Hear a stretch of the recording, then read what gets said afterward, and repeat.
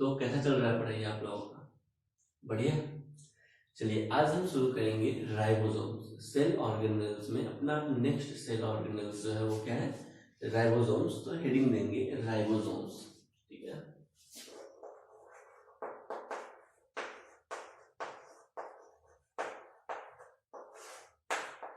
Ribosomes को protein factory of the cell कहते हैं। क्या कहते हैं? Protein factory of the cell कहते हैं। ये साइटोप्लाज्म में प्रेजेंट होता है। कहाँ प्रेजेंट होता है? साइटोप्लाज्म में प्रेजेंट होता है। ये ग्रैनुलर स्ट्रक्चर है। क्या है? ग्रैनुलर स्ट्रक्चर है। ये मेम्ब्रेन लेस सेल ऑर्गेनेल्स है। क्या है? मेम्ब्रेन लेस सेल ऑर्गेनेल्स है। क्लियर? तो लिखेंगे protein factory of the cell. क्या? Protein factory of the cell. Protein factory of the cell. क्या है ये? Protein factory of the cell है। या इसको कहते हैं इंजन ऑफ द सेल। क्या कहते हैं? Engine of the cell. ठीक है। अब देखिए होता क्या है कि इसका मेन फंक्शन है प्रोटीन सिंथेसिस। क्या फंक्शन है? Protein synthesis. और आप हायर क्लास में चल के पढ़िएगा कि क्या मैकेनिज्म है प्रोटीन बनने का। सबसे पहले तो प्रोटीन बनेगा कैसा वो डिपेंड करता है डीएनए पे। किस पर डिपेंड करता है? डीएनए पे। क्योंकि आपको पता है कि डीएनए के पास होता है जेनेटिक इंफॉर्मेशन। क्या होता है डीएनए के पास? Genetic information. ठीक है। इस डीएनए के पास होता है जेनेटिक इंफॉर्मेशन। डीएनए से बनता है आरएनए। क्या होता है? डीएनए से आरएनए बनता है। और आरएनए से फिर बनता है क्या? प्रोटीन। क्या बनता है? आरएनए से प्रोटीन बनता है। और इस प्रोटीन से होता है फिनोटाइपिक एक्सप्रेशन। क्या होता है प्रोटीन से? Phenotypic expression. क्लियर है? प्रोटीन से क्या होता है? फिनोटाइपिक एक्सप्रेशन होता है। यानी अल्टीमेटली सेल वर्क कैसा किया वो किस पे डिपेंड करता है? प्रोटीन कैसा बना। क्या किस पे डिपेंड करता है? प्रोटीन कैसा बना। और प्रोटीन को बनाने वाला कौन है? राइबोसोम्स है। इसलिए राइबोसोम्स को engine house of the cell भी कहते हैं। क्या कहते हैं? इंजन हाउस या फिर इंजन ऑफ द सेल कहते हैं। क्या कहते हैं भाई? इंजन ऑफ द सेल कहते हैं। देखिए सबसे पहले डीएनए से आरएनए बनता है और आरएनए से क्या बनता है? प्रोटीन बनता है। क्या? आरएनए से क्या बनता है? प्रोटीन बनता है। लेकिन ये आरएनए से जब प्रोटीन बनता है तो साइट ऑफ प्रोटीन सिंथेसिस क्या होता है? साइट ऑफ प्रोटीन सिंथेसिस होता है ribosome. Site of protein synthesis क्या होता है? राइबोसोम होता है। इसलिए राइबोसोम को protein factory of the cell कहते हैं। क्या कहते हैं? Protein factory of the cell कहते हैं। और ऐसा लगता है कि जो सेल का जो एक्सप्रेशन है वो क्यों है? वो है राइबोसोम्स के कारण। क्योंकि एक्सप्रेशन किसके कारण होता है? प्रोटीन के कारण। इसलिए राइबोसोम को क्या कहते हैं? इंजन ऑफ द सेल कहते हैं। क्या कहते हैं? इंजन ऑफ द सेल कहते हैं। ये ग्रैनुलर स्ट्रक्चर है। क्या है? ग्रैनुलर स्ट्रक्चर है। जैसे कि साइटोप्लाज्म होता है तो साइटोप्लाज्म में ग्रेन माइन्यूट ग्रेन्स के जैसा ये प्रेजेंट होता है। ग्रैनुलर स्ट्रक्चर होता है। क्या? ये ग्रैनुलर स्ट्रक्चर होता है। इसके पास किसी भी तरह का मेम्ब्रेन नहीं होता है। ये मेम्ब्रेन लेस सेल ऑर्गेनेल्स होता है। क्या? मेम्ब्रेन लेस सेल ऑर्गेनेल्स होता है। देखो अभी तक हम सेल ऑर्गेनेल्स पढ़ रहे हैं जिसमें डबल मेम्ब्रेनस सेल ऑर्गेनेल्स देखे, सिंगल मेम्ब्रेनस सेल ऑर्गेनेल्स देखे, और अभी क्या देखे? Membrane less cell organelles. क्या? Membrane less cell organelles. तो जो राइबोसोम्स है वो ग्रैनुलर स्ट्रक्चर है और मेम्ब्रेन लेस सेल ऑर्गेनेल्स है।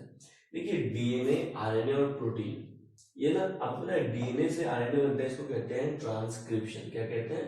ट्रांसक्रिप्शन। और डीएनए से और आरएनए से प्रोटीन बनता है। इस प्रोसेस को कहते हैं ट्रांसलेशन। क्या कहते हैं? ट्रांसलेशन। देखो सबसे पहले तो डीएनए से डीएनए का फोटोकॉपी बनता है। इसको कहते हैं डीएनए रेप्लिकेशन। क्या कहते हैं? DNA replication. और रेप्लिकेटेड डीएनए से बनाया जाता है क्या? आरएनए। इसको कहते हैं ट्रांसक्रिप्शन। और आरएनए से बनता है प्रोटीन। आरएनए से क्या बनता है? प्रोटीन। इसको कहते हैं ट्रांसलेशन। क्या कहते हैं? ये कहलाता है ट्रांसलेशन। डीएनए से आरएनए बनने के प्रोसेस को कहते हैं ट्रांसक्रिप्शन। और डीएनए से डीएनए बनने के प्रोसेस को कहते हैं रेप्लिकेशन। क्या? रेप्लिकेशन। इसके पूरे मैकेनिज्म को हमको कहाँ पे पढ़ना है? 12th में पढ़ना है। कहाँ पढ़ना भाई? 12th में पढ़ना है। तो बस अभी आप थोड़ा सा जान जाइए कि होता क्या है। रेप्लिकेशन क्या होता है? डीएनए से डीएनए के फॉर्मेशन को। ट्रांसक्रिप्शन क्या होता है? डीएनए से आरएनए के फॉर्मेशन को कहते हैं। और आरएनए से जब प्रोटीन बनता है तो उसको क्या कहते हैं, ट्रांसलेशन कहते हैं। क्या कहते हैं, ट्रांसलेशन कहते हैं। क्लियर है। राइबोसोम्स क्या होता है, ग्रैनुलर स्ट्रक्चर होता है और मेम्ब्रेनलेस सेल ऑर्गेनेल्स होता है। तो राइबोसोम्स क्या होता है, ये ग्रैनुलर स्ट्रक्चर होता है, granular structure and membraneless cell organelle, membraneless cell organelles होता है, मेम्ब्रेनलेस सेल ऑर्गेनेल्स होता है।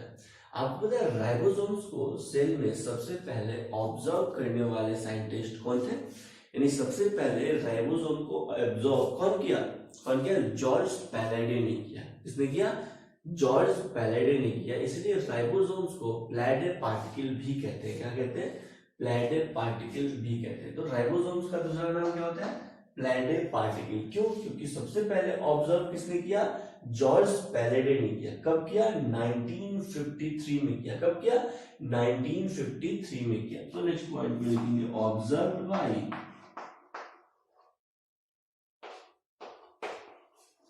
जॉर्ज पैलाडे।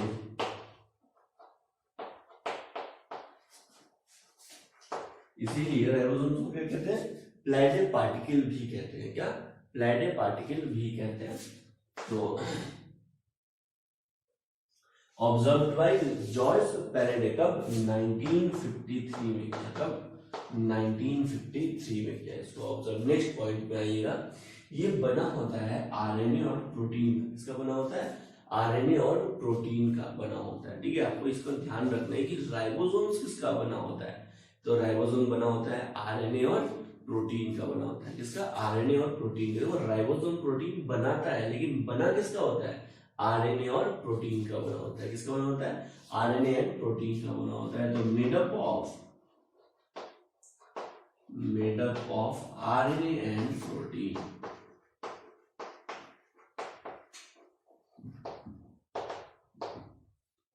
किसका बना होता है, आरएनए एंड प्रोटीन का बना होता है। देखो ये जो राइबोसोम्स है ना, ये यूनिवर्सल सेल ऑर्गेनल्स है। कहने का मतलब है ये प्रोकैरियोटिक ऑर्गेनिज्म में भी प्रेजेंट होता है और यूकैरियोटिक ऑर्गेनिज्म में भी प्रेजेंट होता है। यानी प्रोकैरियोटिक सेल में भी प्रेजेंट होता है और यूकैरियोटिक सेल में भी प्रेजेंट होता है। आपको पता है प्रोकैरियोटिक सेल के लिए हम पढ़ते हैं कि इसमें membrane bound cell organelles absent होता है। प्रोकैरियोटिक सेल में membrane bound cell organelles absent होता है, लेकिन membrane less cell organelles present होता है। क्या, membrane less cell organelles present होता है। तो राइबोसोम्स ऑल सेल के पास प्रेजेंट होता है, यानी all cells have ribosomes like prokaryotic cell and eukaryotic cell. हाँ, ये बात अलग है कि प्रोकैरियोटिक सेल के पास जो राइबोसोम होता है वो एक अलग तरह का राइबोसोम होता है, यानी 70S राइबोसोम होता है।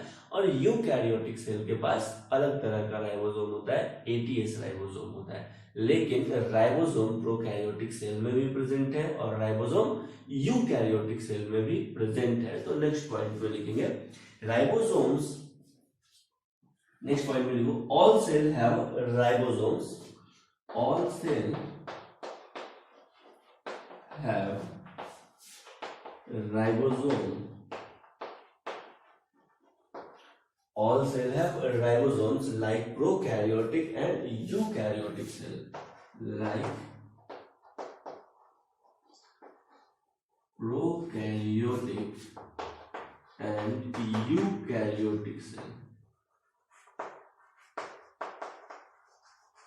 Prokaryotic and eukaryotic cell. लेकिन एक इंपॉर्टेंट कॉन्सेप्ट है, आपको यहाँ पे ध्यान रखना चाहिए कि राइबोसोम्स प्रोकैरियोटिक सेल और यूकैरियोटिक सेल दोनों में प्रेजेंट होता है। उसके अलावा राइबोसोम्स सेल ऑर्गेनेल्स में भी प्रेजेंट होता है। किसमें प्रेजेंट होता है, सेल ऑर्गेनेल्स में भी प्रेजेंट होता है, जैसे क्लोरोप्लास्ट। क्या, जैसे क्लोरोप्लास्ट, जैसे माइटोकॉन्ड्रिया, इसमें भी क्या होता है, जैसे क्लोरोप्लास्ट माइटोकॉन्ड्रिया, इसमें भी राइबोसोम प्रेजेंट होता है। इसलिए राइबोसोम को कहते हैं क्या, ऑर्गेनेल विद इन ऑर्गेनेल। क्या कहते हैं, ऑर्गेनेल विद इन ऑर्गेनेल्स। ठीक है, चलो इस पॉइंट पे फोकस करते हैं। All cell have ribosomes like prokaryotic and eukaryotic. क्या सर कोई एक्सेप्शन नहीं है, राइबोसोम्स ऑल सेल में प्रेजेंट है? नहीं, एक एक्सेप्शन है। यहाँ पे जो मैच्योर मेमेलियन आरबीसी है, हमारा आपका जो आरबीसी है हमारे बॉडी में रेड ब्लड सेल्स है ना, उस मैच्योर रेड ब्लड सेल में राइबोसोम्स एब्सेंट होता है। क्या? मैच्योर रेड ब्लड सेल में राइबोसोम्स एब्सेंट होता है। तो all cell have ribosome except all cell have ribosomes like prokaryotic and eukaryotic except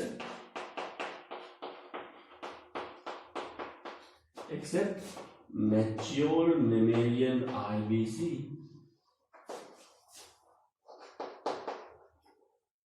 Except mature mammalian RBC. तो mature mammalian RBC में एब्सेंट होता है क्या? राइबोसोम। अभी हम आपको बताएं कि जो राइबोसोम्स है ना, ये ऑर्गेनल्स, जैसे मान लेते हैं ये है क्लोरोप्लास्ट। क्या? क्लोरोप्लास्ट में याद करो, क्लोरोप्लास्ट में क्या था? ऐसे राइबोसोम प्रेजेंट था। उसके अलावा क्लोरोप्लास्ट के स्ट्रोमा ये है माइटोकॉन्ड्रिया। क्या है ये? माइटोकॉन्ड्रिया। और याद करो माइटोकॉन्ड्रिया के मैट्रिक्स में, क्या? माइटोकॉन्ड्रिया के मैट्रिक्स में भी राइबोसोम प्रेजेंट था। यानी जो राइबोसोम्स होता है ना, ये सेल ऑर्गेनल्स है। क्या? राइबोसोम क्या है? सेल ऑर्गेनल्स है जो दूसरे सेल ऑर्गेनल्स में प्रेजेंट होता है, जैसे कि माइटोकॉन्ड्रिया और क्लोरोप्लास्ट। इसीलिए राइबोसोम्स को क्या कहते हैं? Organelles within organelles. क्या कहते हैं? ऑर्गेनल्स, सेल ऑर्गेनल्स जो किसी दूसरे ऑर्गेनल्स के अंदर रहता है, इसलिए क्या कहते हैं इसको? Organelles within organelles. तो नेक्स्ट पॉइंट में लिखिएगा, क्या लिखे?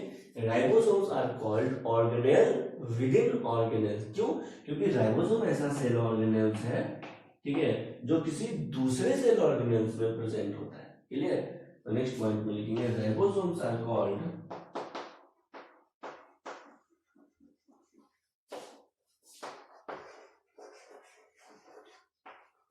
Organelles within organelles.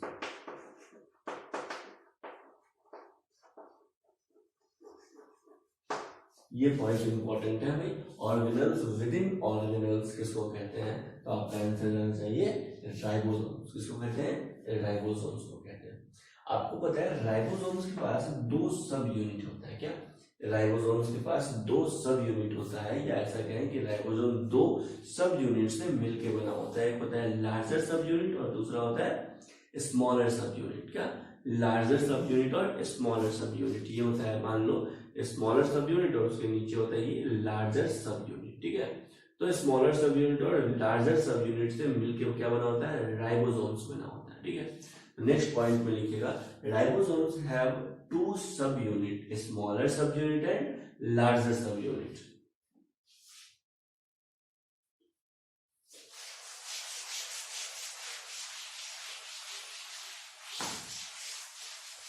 अब आपको पता है कि जो राइबोसोम्स के सब यूनिट होते हैं, स्मॉलर सब यूनिट और लार्जर सब यूनिट, ये आपस में है जुड़े होते हैं। किससे? Magnesium plus 2 ion. किससे अटैच होते हैं? मैग्नीशियम प्लस 2 आयन से जुड़े होते हैं। ठीक है? तो नेक्स्ट पॉइंट में लिखिएगा राइबोसोम्स हैव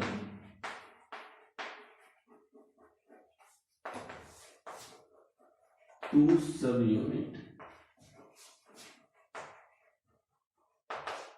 दो सब यूनिट होता है इसके पास। एक होता है स्मॉलर सब यूनिट और दूसरा होता है लार्जर सब यूनिट। क्या? लार्जर सब यूनिट। देख लो इस बात को ध्यान से समझना, कुछ नहीं समझ में आएगा तो जरूर पूछना। देखो ये होता है, ये इमेजिनरी डायग्राम है। ठीक है? ये हो गया स्मॉलर सब यूनिट राइबोसोम्स का, और एक होता है लार्जर सब यूनिट। क्या होता है ये? लार्जर सब यूनिट। क्या है ये? Larger subunit. स्मॉलर सब यूनिट और लार्जर सब यूनिट। सिंपल सा मतलब है कि जैसा ये पेन होता है ना, पेन, ठीक है, तो पेन और उसका कैप, ये हो गया लार्जर सब यूनिट और इसका कैप क्या हो गया? ये स्मॉलर सब यूनिट। क्लियर? तो वैसे ही ये अटैच्ड भी होते हैं, देख रहे हैं आप। ठीक है? स्मॉलर सब यूनिट और लार्जर सब यूनिट। ये जो लार्जर सब यूनिट है ना, लार्जर सब यूनिट, इसके पास दो साइड्स होते हैं। एक होता है ए साइड और दूसरा होता है बी साइड। लेकिन उसके पहले कि सर ये स्मॉलर सब यूनिट और लार्जर सब यूनिट आपस में अटैच्ड होते हैं, किसके हेल्प से अटैच होते हैं? ये क्वेश्चन हो जाता है इंपॉर्टेंट किसके हेल्प से अटैच होते हैं? तो मैग्नीशियम प्लस 2 के हेल्प से अटैच होते हैं। याद रखना, ये क्वेश्चन बार बार पूछा जाता है कि दो राइबोसोम्स के दो सब यूनिट होते हैं, स्मॉलर सब यूनिट और लार्जर सब यूनिट, ये आपस में अटैच्ड होते हैं। किसके हेल्प से अटैच होते हैं? मैग्नीशियम प्लस 2 आयन के हेल्प से अटैच होते हैं। किसके हेल्प से? मैग्नीशियम प्लस 2 आयन के हेल्प से। एक बार फिर से, किसके? मैग्नीशियम प्लस 2 आयन के हेल्प से अटैच्ड होते हैं। क्लियर? सुनना, अब इस राइबोसोम्स के पास ये जो लार्जर सब यूनिट है ना, लार्जर सब यूनिट, इसके पास 2 साइट्स प्रेजेंट होते हैं। कितने? 2 साइट प्रेजेंट होता है। एक होता है ए साइट, क्या होता है? ए साइट, और दूसरा होता है पी साइट। क्या होता है? P site. एक को कहते हैं एमिनो एसाइल साइट। क्या कहते हैं? एमिनो एसाइल साइट या एक्सेप्टर साइट। और दूसरा होता है पी साइट, जिसको कहते हैं पेप्टाइड, पॉलीपेप्टाइड चेन बनाने वाला पेप्टिडाइल साइट। क्या कहते हैं? Peptidyl site. क्लियर है? तो एमिनो एसाइल साइट और पेप्टिडाइल साइट। ठीक है, एमिनो एसाइल साइट का काम क्या होता है? हम आपको बताएं कि भाई ये जो राइबोसोम्स का फंक्शन क्या है? Protein synthesis. क्या है राइबोसोम्स का फंक्शन? Protein synthesis. ठीक है, तो होता क्या है? ये होता है आरएनए। ये क्या होता है? आरएनए। क्या होता है ये? आरएनए। और आरएनए भी 3 तरह का होता है, एमआरएनए, आरआरएनए और टीआरएनए। तो आरआरएनए और प्रोटीन से मिलकर बना होता है हमारा राइबोसोम्स। क्या? आरआरएनए और प्रोटीन से मिलकर बना होता है राइबोसोम्स। क्लियर है? टीआरएनए का फंक्शन है, ये एमिनो एसिड का कैरियर होता है। और मेनली एमआरएनए के पास, क्या? मेनली एमआरएनए के पास क्या होता है? प्रोटीन बनाने के लिए जेनेटिक कोड होता है। क्या होता है? प्रोटीन बनाने के लिए जेनेटिक कोड होता है। किसके पास? एमआरएनए के पास। जो सीक्वेंस होता है नाइट्रोजनस बेस का, ठीक है, जो एमिनो एसिड का, उसी के बेसिस पे क्या बनता है? उसी के बेसिस पे प्रोटीन बनता है। तो प्रोटीन बनाने के लिए जरूरी इंफॉर्मेशन किसके पास होता है? एमआरएनए के पास होता है। किसके पास होता है भाई? एमआरएनए के पास होता है। किसके पास? एमआरएनए के पास होता है। ठीक है, अब क्या होता है कि इस एमआरएनए के ऊपर इस तरह से करके बहुत सारे राइबोसोम्स होते हैं, स्मॉलर सब unit, larger subunit, smaller सब यूनिट, लार्जर सब यूनिट। ठीक है, अब इधर से आता है टीआरएनए। क्या आता है? टीआरएनए। टीआरएनए आता है अपने साथ एमिनो एसिड को लेके आता है। किसको लेके आता है? एमिनो एसिड को लेकर आता है। आपको पता है कि एमिनो एसिड है ना, बहुत सारे एमिनो एसिड को जोड़ने से क्या बनता है? प्रोटीन बनता है। ठीक है, यानी प्रोटीन क्या है? प्रोटीन क्या है? पॉलीमर ऑफ एमिनो एसिड है। क्या है? पॉलीमर ऑफ एमिनो एसिड है। प्रोटीन क्या है? पॉलीमर ऑफ एमिनो एसिड है। ठीक है, तो टीआरएनए क्या करता है? टीआरएनए क्या करता है? अपने साथ एमिनो एसिड को लेके आता है। टीआरएनए क्या करता है भाई? एमिनो एसिड को लेके आता है। टीआरएनए एमिनो एसिड को लेके आता है एक्सेप्टर साइट पे या एमिनो एसाइल साइट पे। क्या? एक्सेप्टर साइट या एमिनो एसाइल साइट पे टीआरएनए एमिनो एसिड को लेके आता है। क्लियर? और उस एमिनो एसिड को जोड़ दिया जाता है पेप्टाइड बॉन्ड से। क्या जोड़ दिया जाता है? किसके बॉन्ड से भाई? पेप्टाइड बॉन्ड से। किस बॉन्ड से? पेप्टाइड बॉन्ड से। पी साइड पे पेप्टाइड बॉन्ड का फॉर्मेशन होता है। क्या? पी साइड पे पेप्टाइड बॉन्ड का फॉर्मेशन होता है, इसलिए इसको बोलते हैं पेप्टिडाइल साइट। क्या कहते हैं? Peptidyl site. ठीक है, तो पेप्टिडाइल साइट, यहाँ पे एमिनो एसिड आया ए साइड पे और पी साइड पे क्या किया गया? 2 एमिनो एसिड को ऐड कर दिया गया। क्या किया गया? 2 एमिनो एसिड को ऐड कर दिया गया। इस तरह से बहुत सारे एमिनो एसिड के एडिशन से क्या बनता है? प्रोटीन बनता है। क्या बनता है भाई? प्रोटीन बनता है। और ये जो है ना राइबोसोम्स, ये एमआरएनए पे ऐसा लगता है कि जैसे धागा पे कैसे मोती चलता है, उसी तरह से एमआरएनए पे ये जो राइबोसोम्स है ये मूव करते हैं। तो ऐसा लगता है कि जो बीड्स होता है ना, मतलब मोती होता है, ये धागा के ऊपर क्या कर रहा है? मूव कर रहा है और साइड से इस तरह से प्रोटीन का फॉर्मेशन करता रहता है। किसका फॉर्मेशन करता रहता है? प्रोटीन का फॉर्मेशन करता रहता है। इसके पूरे मैकेनिज्म को कहते हैं ट्रांसलेशन। क्या कहते हैं? ट्रांसलेशन। एमआरएनए से प्रोटीन का बनना क्या कहलाता है? ट्रांसलेशन कहलाता है। और ट्रांसलेशन का पूरा डिटेल मैकेनिज्म हम पढ़ेंगे 12th में। कहां पे? 12th में पढ़ेंगे। क्लियर है? चलिए, तो 2 साइड्स के बारे में हम देखते हैं।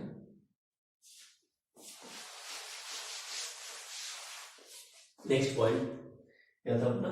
2 sides are found on larger subunit two sites are found on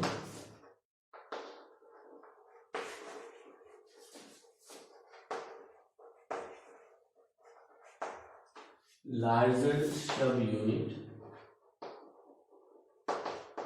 ठीक है। एक होता है ए साइट, ए साइट को क्या कहते हैं, एमिनो एसाइल साइट, क्या कहते हैं, एमिनो एसाइल साइट, क्या कहते हैं, एमिनो एसाइल साइट, या इसी को कहते हैं एसेप्टर साइट, क्या कहते हैं, एसेप्टर साइट फॉर टीआरएनए, क्या कहते हैं भाई, एसेप्टर साइट फॉर, बोलो ना, टीआरएनए, और टीआरएनए आएगा अपने साथ एमिनो एसिड को लाएगा, क्या, टीआरएनए आएगा और अपने साथ एमिनो एसिड को लाएगा। क्लियर है? आगे बढ़ते हैं पी साइट। पी साइट को कहते हैं पेप्टिडाइल साइट, क्या कहते हैं, पेप्टिडाइल साइट। क्यों भाई पेप्टिडाइल साइट क्यों कहते हैं, क्योंकि यहाँ पे पेप्टाइड बॉन्ड का फॉर्मेशन होता है, क्या होता है, पेप्टाइड बॉन्ड का फॉर्मेशन होता है, इसलिए इसको कहते हैं peptidyl site. Site for growing polypeptide chain, क्या, site for growing polypeptide chain. P site को क्या कहते हैं, site for growing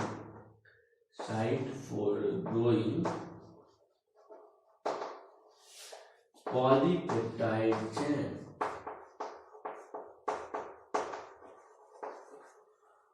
site for growing polypeptide chain, क्या, site for growing polypeptide chain, P site कहते हैं। तो ए साइट और पी साइट याद रखिएगा, एसेप्टर साइट या इसको कहते हैं एमिनो एसाइल साइट, और दूसरा इसको पेप्टिडाइल साइट, है ना, पेप्टिडाइल साइट या पी साइट का फंक्शन क्या है, पॉलीपेप्टाइड चेन के ग्रोथ का फॉर्मेशन करता है ना, यानी पॉलीपेप्टाइड चेन का ग्रोथ होता है इसके कारण, किसके कारण, पी साइट के कारण, पी साइट के कारण, ठीक है। पॉलीपेप्टाइड चेन का जरूरत क्यों बना, तो सर आप जब बहुत सारे एमिनो एसिड को जोड़िएगा ना, तो एमिनो एसिड और एमिनो एसिड के बीच में जो बॉन्ड होता है ना, ये क्या होता है, पॉलीपेप्टाइड बॉन्ड होता है, क्या होता है, पॉलीपेप्टाइड बॉन्ड। तो पॉलीपेप्टाइड बॉन्ड के फॉर्मेशन में हेल्प करता है P site.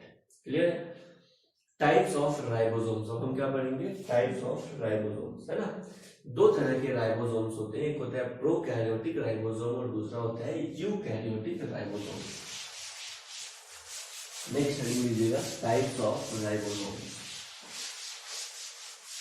Types of ribosome से क्वेश्चन हमेशा पूछा जाता है, इसलिए बहुत इंपॉर्टेंट है।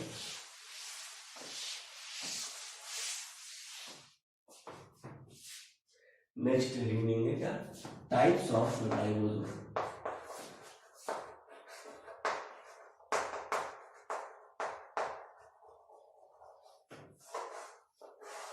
टाइप्स ऑफ राइबोसोम्स, है ना। दो तरह के राइबोसोम्स होते हैं, होता है prokaryotic ribosomes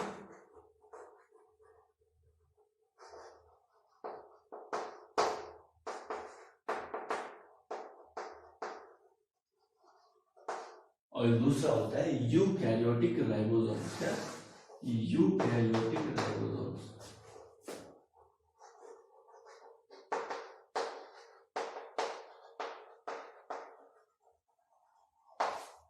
prokaryotic ribosomes and eukaryotic ribosomes.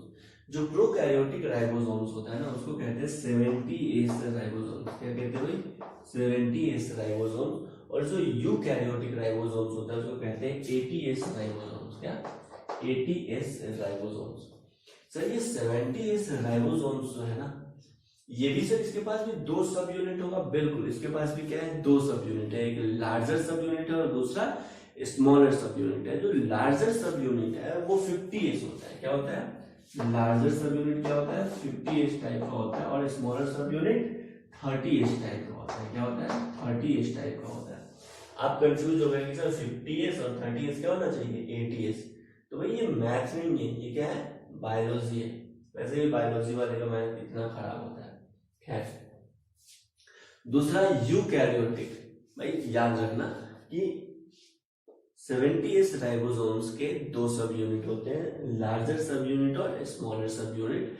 Larger सब यूनिट 50S होता है और स्मॉलर सब यूनिट 30S होता है, ठीक है। क्यों होता है, कैसे होता है, हम बताएंगे। एस क्या है ये भी हम देखेंगे। क्लियर? और यूकैरियोटिक राइबोसोम जो होता है वो एटीएच टाइप का होता है। क्या? एटीएच टाइप का होता है। और ये एटीएच टाइप का राइबोसोम्स के पास भी भाई दो सब यूनिट से मिलकर बने होते हैं, ये भी लार्जर सब यूनिट और स्मॉलर सब यूनिट। लार्जर सब यूनिट यहाँ पे होता है 60H टाइप का, कितना? 60H टाइप का। और स्मॉलर सब यूनिट होता है 40H टाइप का, कितना? 40H टाइप का। ठीक है, तो 40 60 कितना होना चाहिए? 100 होना चाहिए, लेकिन ऐसा नहीं हुआ। क्या दिख रहा है आपको? 80H टाइप दिख रहा है। देखिए ये जो 70H टाइप राइबोसोम है या प्रोकैरियोटिक राइबोसोम्स है ना, ये हमारे सेल ऑर्गेनेल्स में प्रेजेंट होते हैं। तुमको याद है क्लोरोप्लास्ट माइटोकॉन्ड्रिया में हम बोले थे कि राइबोसोम्स कैसा है? 70H टाइप का है। कैसा है? 70H टाइप का है। ठीक है, तो 70H राइबोसोम्स प्रोकैरियोटिक सेल में तो प्रेजेंट होता ही है, उसके अलावा ये कहाँ प्रेजेंट होता है? Also present in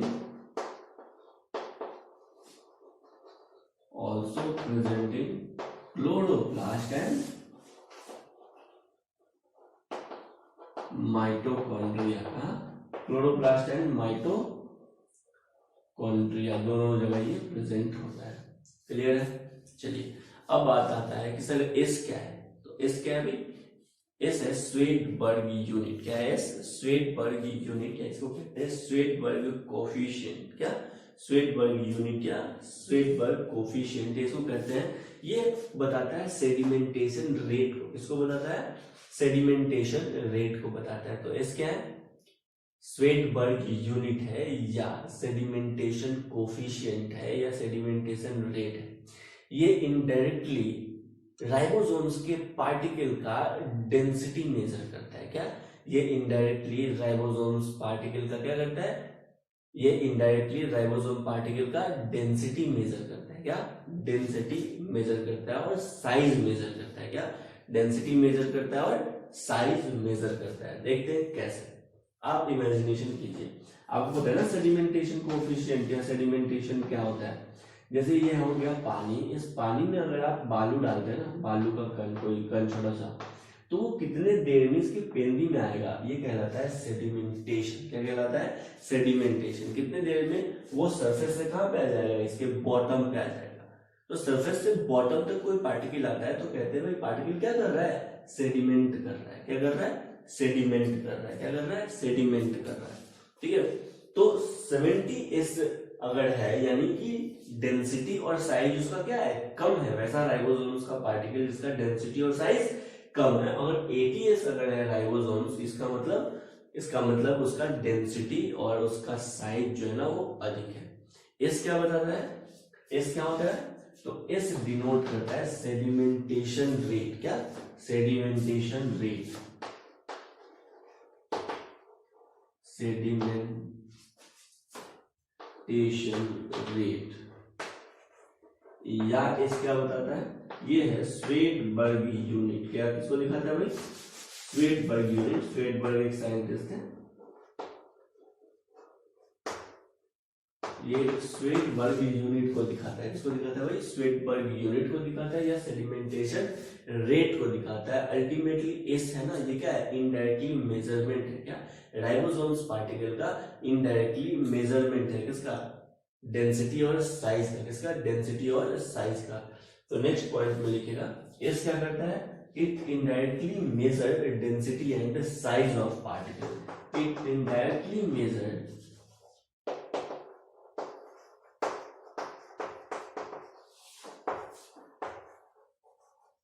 it indirectly measure density and size of particle. क्या?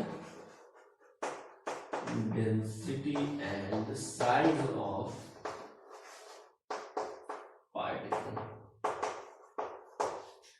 पार्टिकल कहने का मतलब है राइबोसोम्स। क्या?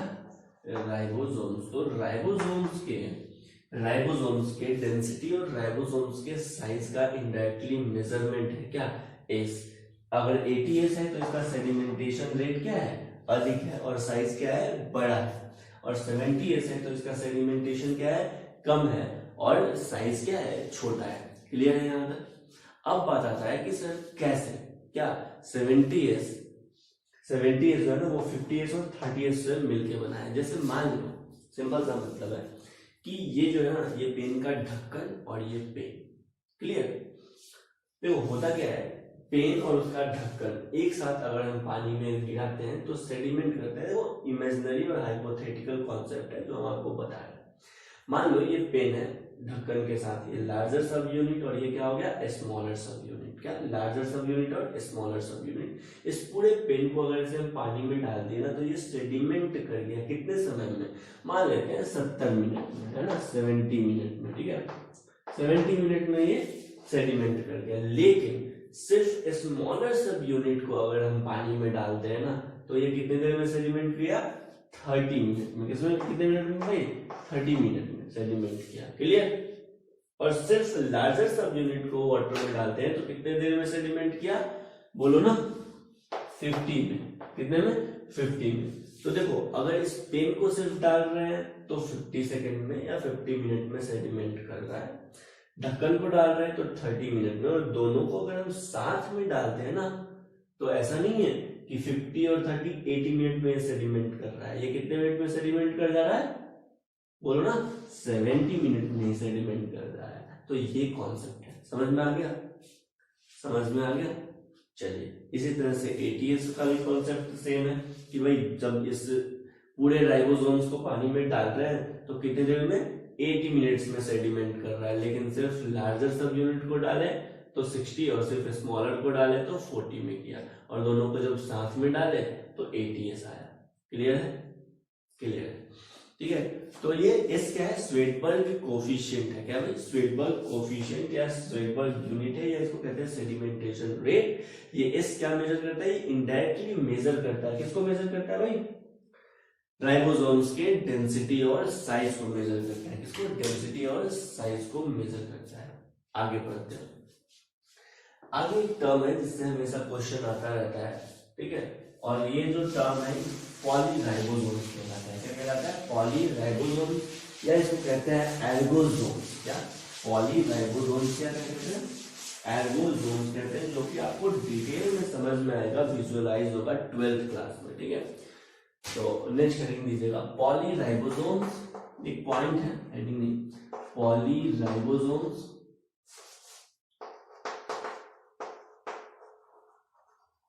या इसको कहते हैं पॉलीसोम या कहते हैं एर्गोसोम्स। क्या कहते हैं? एर्गोसोम्स। ठीक है, तो पॉलीराइबोसोम्स, पॉलीसोम्स या एर्गोसोम्स। ठीक है, ये जो है ना पॉलीसोम्स, पॉलीराइबोसोम्स या एर्गोसोम्स, ये क्या होता है? बहुत सारे कुछ आरएनए और कुछ एमआरएनए और कुछ राइबोसोम्स के मिलने से बनता है। क्या? सेवरल राइबोसोम्स है। ये किसका बना होता है? Several ribosomes plus mRNA. Several ribosomes और एमआरएनए के मिलने से क्या बनता है? पॉलीसोम या पॉलीराइबोसोम। ये है एमआरएनए। क्या है ये? एमआरएनए। ठीक है, देखो भाई हम आपको आरएनए का टाइप बता देते हैं। ये जो आरएनए है ना, ये मेनली 3 तरह का होता है। एक होता है टीआरएनए, इसका काम है एमिनो एसिड को कैरी करना। दूसरा होता है आरआरएनए, राइबोसोमल आरएनए। ठीक है, T4 ट्रांसफर आरएनए। ठीक है, जो एमिनो एसिड का ट्रांसफर करता है। आरआरएनए मतलब राइबोसोमल आरएनए। अभी हमको बताया ना कि राइबोसोम्स किसका बना होता है? प्रोटीन और आरएनए का बना होता है। तो मेनली वो प्रोटीन और आरआरएनए का बना होता है, राइबोसोमल आरएनए का बना होता है। और तीसरा होता है एमआरएनए। इस एमआरएनए के पास एक्चुअल में होता है जेनेटिक इंफॉर्मेशन कि प्रोटीन कैसा बनेगा। क्लियर? तो ये हो गया एमआरएनए। और इस एमआरएनए पे बीड्स के जैसे, मोतियों के जैसे जुड़े होते हैं। क्या? बोलो ना, राइबोसोम्स। क्या? राइबोसोम्स। स्मॉलर सब unit, larger subunit, smaller सब यूनिट है, लार्जर सब यूनिट, इस तरह से। तो इस स्ट्रक्चर को क्या कहते हैं? पॉलीसोम या पॉलीराइबोसोम्स या एर्गोसोम्स कहते हैं। क्लियर है? ऐसा लगता है कि ये जो राइबोसोम्स है ना, इस स्ट्रिंग पे, इस धागा पे, एमआरएनए पे क्या बीड्स के जैसे मूव करते हैं। तो बीड्स ऑन स्ट्रिंग। क्या? Beads on string. आपको अगर स्टेटमेंट आ जाए बीड्स ऑन स्ट्रिंग, किसके लिए स्टेटमेंट है? आंसर जाएगा पॉलीराइबोसोम्स या पॉलीसोम के लिए। किसके लिए? पॉलीराइबोसोम्स या पॉलीसोम्स के लिए। क्लियर है? नेक्स्ट अपना राइबोसोम यहाँ पे होता है खत्म, ठीक है। हमको समझ में आता है कि भाई एस फॉर स्वेडबर्ग यूनिट या सेडिमेंटेशन कोफिशिएंट आपको समझ में आ गया। ये इनडायरेक्टली मेजरमेंट है राइबोसोमल पार्टिकल का, जो राइबोसोमल पार्टिकल की डेंसिटी और साइज को मेजर करता है। नेक्स्ट हम पढ़ेंगे राइबोसोम्स के बाद, वो है क्या है, साइटोस्केलेटन। क्या पढ़ेंगे, साइटोस्केलेटन। तो नेक्स्ट हेडिंग दीजिएगा साइटोस्केलेटन।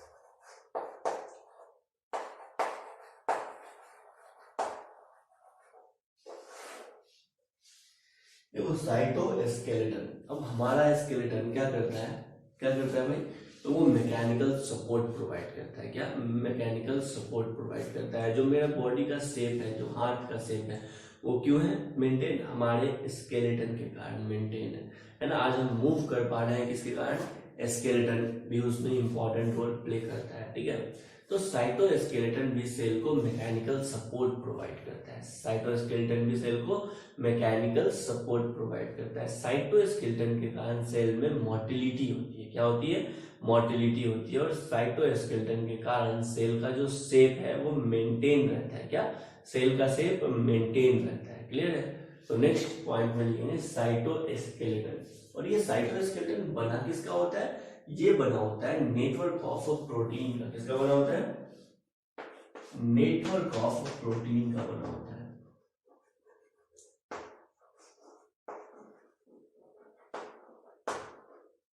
इसका नेटवर्क ऑफ प्रोटीन का बना होता है। और ये साइटोस्केलेटन का फंक्शन क्या है, तो उसका पहला फंक्शन हो गया कि ये मैकेनिकल सपोर्ट प्रोवाइड करता है। क्या करता है, मैकेनिकल सपोर्ट प्रोवाइड करता है। Very good. दूसरा, ये सेल को मोटिलिटी प्रोवाइड करता है। क्या, मोटिलिटी प्रोवाइड करता है। और तीसरा, बोलो ना, ये सेल के शेप को मेंटेन रखने में हेल्प करता है, यानी maintenance of shape of cell.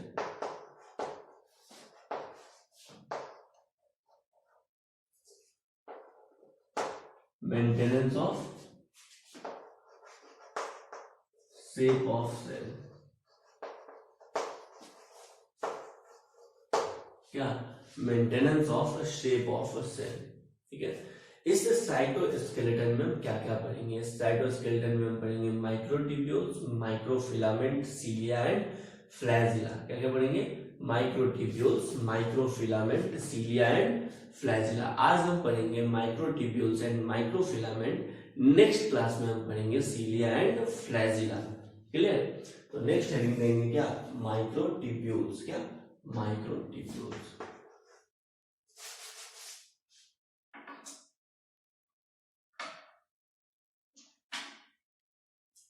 Next heading दीजिएगा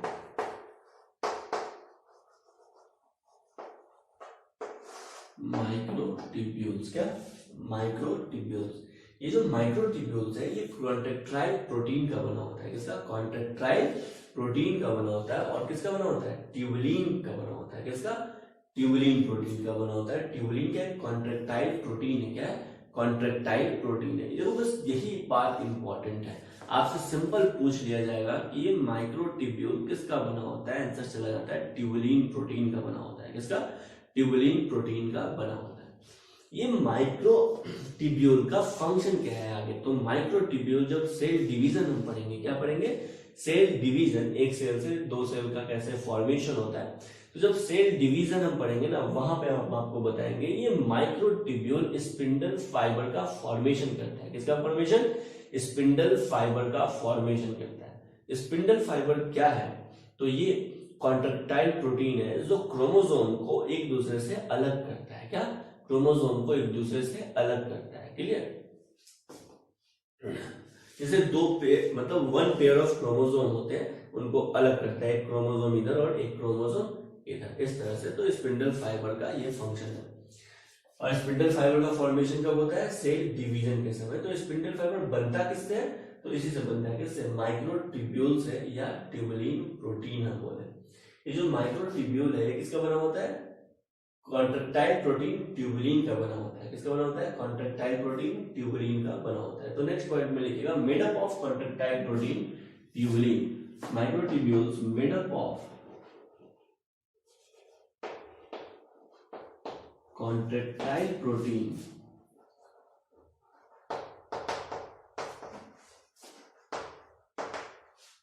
ट्यूबुलिन। किसका? कॉन्ट्रेक्टाइल प्रोटीन ट्यूबुलिन का बना होता है। किसका? कॉन्ट्रेक्टाइल प्रोटीन ट्यूबुलिन का बना होता है। सेल डिवीजन के समय ये माइक्रोट्यूब्यूल स्पिंडल फाइबर का फॉर्मेशन करते हैं। किसका? स्पिंडल फाइबर का फॉर्मेशन करते हैं। तो नेक्स्ट पॉइंट में लिखिएगा during cell division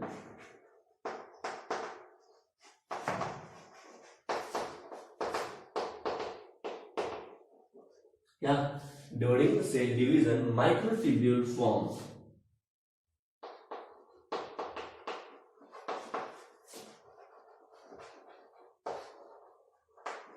during cell division microtubule forms, बोलो ना, स्पिंडल फाइबर।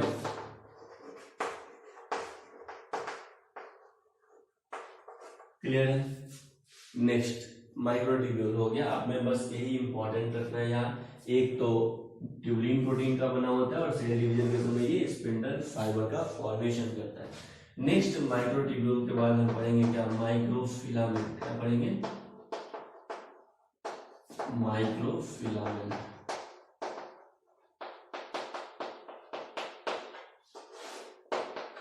ये माइक्रोफिलामेंट क्या है? तो लिखना मेडअप ऑफ, ये माइक्रोफिलामेंट किसका बना होता है? एक्टिन प्रोटीन का बना होता है। ये भी एक कॉन्ट्रेक्टाइल प्रोटीन है, एक्टिन प्रोटीन माइक्रोफिलामेंट। ये माइक्रोफिलामेंट एसोसिएटेड होता है किससे? मसल कॉन्ट्रैक्शन से। किससे? मसल कॉन्ट्रैक्शन से। मसल कॉन्ट्रैक्शन करता है, इस कारण मूवमेंट होता है, ठीक है, फेस चेंज होता है, फेशियल एक्सप्रेशन होता है। क्यों? मसल कॉन्ट्रैक्शन के कारण। और मसल कॉन्ट्रैक्शन का कारण क्या है? Contractile protein actin. क्या? Contractile protein actin. और एक्टिन जो है ना, बहुत सारा एक्टिन मिलके क्या बनाता है? माइक्रोफिलामेंट बनाता है। क्या बनाता है? माइक्रोफिलामेंट बनाता है। तो माइक्रोफिलामेंट क्या हो गया? Made up of contractile protein, made up of contractile protein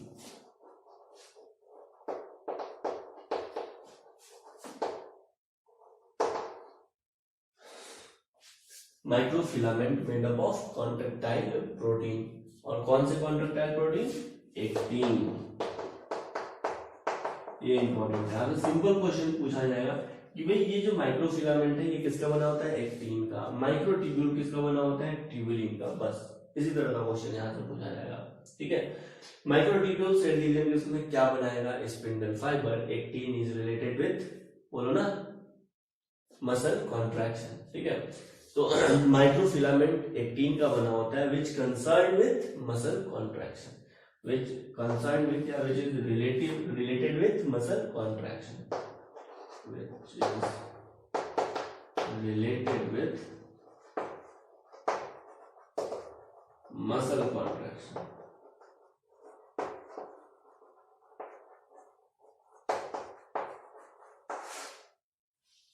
चलिए, तो नेक्स्ट क्लास में हम पढ़ेंगे सीलिया एंड फ्लैजिला। क्या पढ़ेंगे? Cilia and flagella. आज के लिए इतना ही। राइबोसोम्स और साइटोस्केलेटन। साइटोस्केलेटन में माइक्रोट्यूब्यूल एंड माइक्रोफिलामेंट। क्या? Microtubule and microfilament. एक बार रिकैप करते हैं राइबोसोम्स को। राइबोसोम्स को इंजन ऑफ द सेल कहते हैं, protein factory of the cell कहते हैं। सबसे पहले राइबोसोम्स का डिस्कवर किया था किसने देखा था? ऑब्जर्व किसने किया था? जॉर्ज पैलेडे ने किया था। इसलिए राइबोसोम्स को पैलेडे पार्टिकल भी कहते हैं। कब? 1953 में। ये राइबोसोम्स बना होता है प्रोटीन का और आरएनए का। आरएनए में भी कौन सा आरएनए? आरआरएनए का बना होता है। राइबोसोम्स के पास एक तो सबसे पहले ध्यान रखना चाहिए कि राइबोसोम्स एक सेल ऑर्गेनेल्स है जो दूसरे सेल ऑर्गेनेल्स में प्रेजेंट होता है, इसलिए इसको कहते हैं ऑर्गेनेल्स विद इन ऑर्गेनेल्स। क्या कहते हैं? Organelles with in organelles. Ribosome एक ऐसा सेल ऑर्गेनेल्स है जो प्रोकैरियोटिक सेल में भी प्रेजेंट है और यूकैरियोटिक सेल में भी प्रेजेंट है, लेकिन मैच्योर मेमेलियन आरबीसी में ये राइबोसोम प्रेजेंट नहीं है। राइबोसोम्स मेनली दो सब यूनिट से मिलकर बने होते हैं। एक होता है स्मॉलर सब यूनिट और दूसरा होता है लार्जर सब यूनिट। आपको याद रखना है कि स्मॉलर सब यूनिट और लार्जर सब यूनिट आपस में जुड़ा होता है किसके हेल्प से? मैग्नीशियम +2 आयन के हेल्प से। किसके हेल्प से? मैग्नीशियम प्लस 2 आयन के हेल्प से। लार्जर सब यूनिट पे दो साइट होता है, ए साइट और पी साइट। ए साइट कहने का मतलब है एमिनो एंजाइम साइट या एसेप्टर साइट, जहां पे आपके एमिनो एसिड जहां पे आता है। पी साइट या पेप्टिडाइल साइट जिसको कहते हैं, या पॉलीपेप्टाइड का जहां पे ग्रोथ होता है उस साइट को क्या कहते हैं, पी साइट कहते हैं। क्लियर? तो ए साइट और पी साइट कहाँ पे होता है, लार्जर सब यूनिट पे होता है। कहाँ पे होता है, लार्जर सब यूनिट पे होता है। उसके बाद हम पढ़े टाइप्स ऑफ राइबोसोम्स, दो तरह के होते हैं, 70s राइबोसोम्स और 80s राइबोसोम्स। 70s राइबोसोम दो सब यूनिट से मिलकर बने होते हैं, 50s और 30s। एस क्या बताता है भाई, सेडिमेंटेशन रेट को बताता है या सेडवर्ग कोफिशिएंट को बताता है। ये इनडायरेक्टली मेजर करता है राइबोसोम पार्टिकल की डेंसिटी और साइज को। यूकैरियोटिक राइबोसोम हम देखें 80s टाइप का होता है, जो बना होता है 60s और 40s राइबोसोम से। किससे? 60s और 40s राइबोसोम से। बहुत सारे राइबोसोम्स और एमआरएनए मिलके क्या बनाता है, पॉली राइबोसोम, पॉलीसोम या ऑर्गोसोम्स बनाता है। उसके बाद हम पढ़े माइक्रो फिलामेंट और micro tubules. Microtubule tubulin protein का बना होता है, जो माइक्रोट्यूब्यूल या ट्यूबुलिन प्रोटीन सेल डिवीजन के समय स्पिंडल फाइबर का फॉर्मेशन करता है, जबकि माइक्रोफिलामेंट एक्टिन का बना होता है और ये मसल कॉन्ट्रैक्शन से रिलेटेड होता है, मसल कॉन्ट्रैक्शन से कंसर्न होता है। तो साइटोस्केलेटन में हम नेक्स्ट पढ़ेंगे सीलिया एंड फ्लैजिला अगले क्लास में। तब तक आप एनसीईआरटी से पढ़ के आइएगा सीलिया और फ्लैजिला, और आज जो राइबोसोम्स पढ़े और माइक्रोट्यूब्यूल और माइक्रोफिलामेंट पढ़े ये भी जरूर पढ़िएगा। कोई डाउट हो तो जरूर पूछिए। Thank you.